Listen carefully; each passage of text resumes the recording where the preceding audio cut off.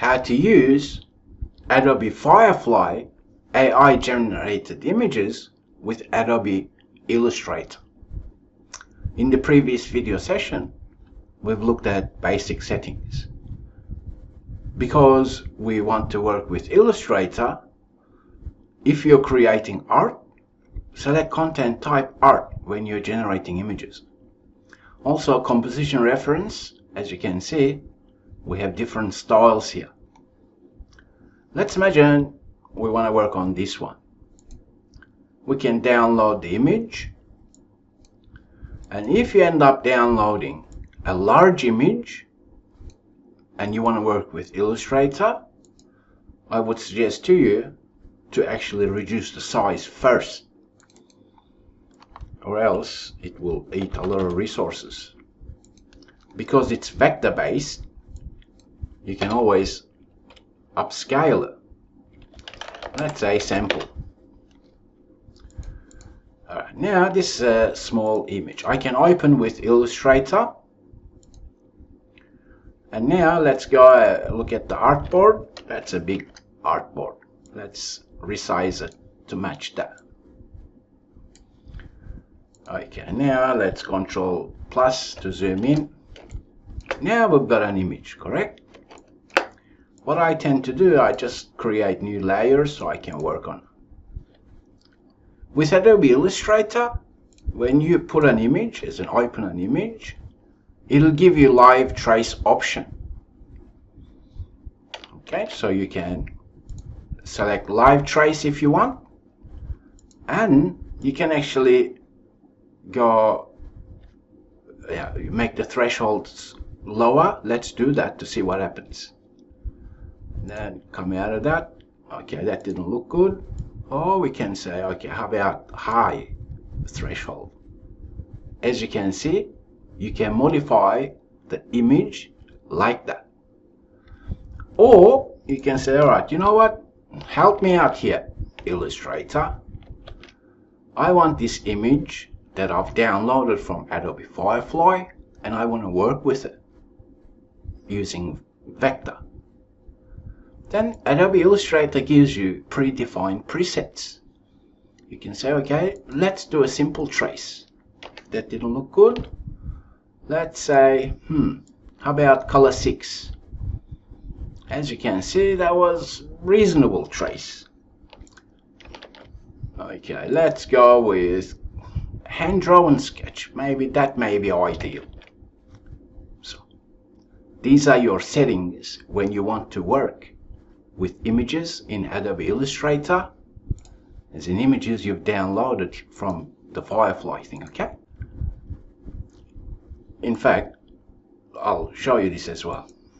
Let's say comic art. And here we can actually manually tweak the settings. View, no image, blur differently. So I won't cover these because it's just a matter of, tweaking things around to see, all right, if I do that, what happens? Because that's the best way to learn Illustrator. So now, what else can we do? What we can do is something like this. With Illustrator, you have your pen tool. If you want to master Illustrator, simply play around with your pen tool. Okay? At the beginning, if you've never used it, it's going to be a bit of a challenge. We've got all these anchor points. We can say, okay, how about this? How about if I grab that using direct selection tool and move that, and so on, okay? What else can we do? Let's say, okay, I want to use the image as a reference. Let's say that's a circle. You can grab the circle shape and put it just there. You can say that's fill, or you can reverse it, change the color to what you want. Or you can say, how about gradients? Because Illustrator gives you all these predefined options that simplifies your image editing. Okay, then we have, let's say, 3D, let's extrude and bevel, preview. So alright, that doesn't look good. More options. Let's add a new light, put it there. That looks a little bit different. Okay. Or I can say, alright, what if I add more path to it? So okay, make it look like this. That's my image. I can lock the image so I can work on it. So that may be ideal depending on what it is that you want to do. Okay, so you know what, we can go on and on and on. Basically, you open the image, or you can create a new file. Let's say you want to put the image somewhere here on a new file. You can place that image if you want. Let's say sample, we can place it. Yes, that's okay, I want to place it here. Now we've just placed the image. Perhaps you want to create your own something. Let's say this one. And you want to put that image somewhere there. So you can place the image. The layer is gone below it. So we can put that above it. So that's one way to work with images downloaded from Adobe Firefly.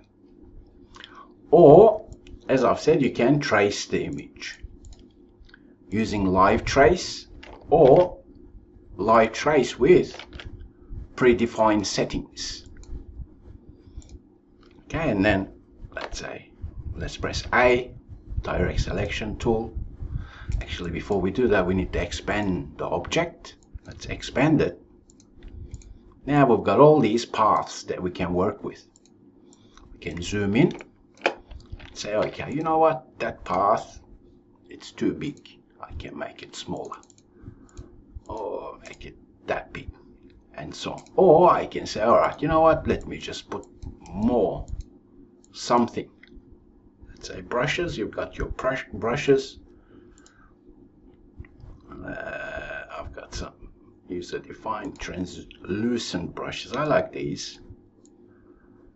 Let's grab that. Let's grab a different one. And so on. Because you're working with vector, you can always grab the paths. And also, let me show you this trick. You can change the reference color so that it's more easier to see. Okay, so just play around with it, experiment with the live trace options. Once you live trace, you can then further edit live tracing outlines. Preview first. These are the outlines. The results will be this. Outlines with tracing is this. No tracing results is this. And the minimum area, let's say outlines, let's go with that much. As you can see, things have changed. Let's cancel out of that. When you're working with images like that, with paths, you can actually simplify once you expand everything. You can simplify your paths. That may be ideal depending on the type of image you're working with. Okay, so you've got your layers here, you've got your tools. Simply open the image with Illustrator, live trace it and turn it into a vector. That's one way to work with images. Or you can actually place the image onto a different, onto a new Illustrator file that you're working with. So that's how you use at basic level the images with Illustrator. I thank you for learning with Renkia, and I'll talk with you in the next video session.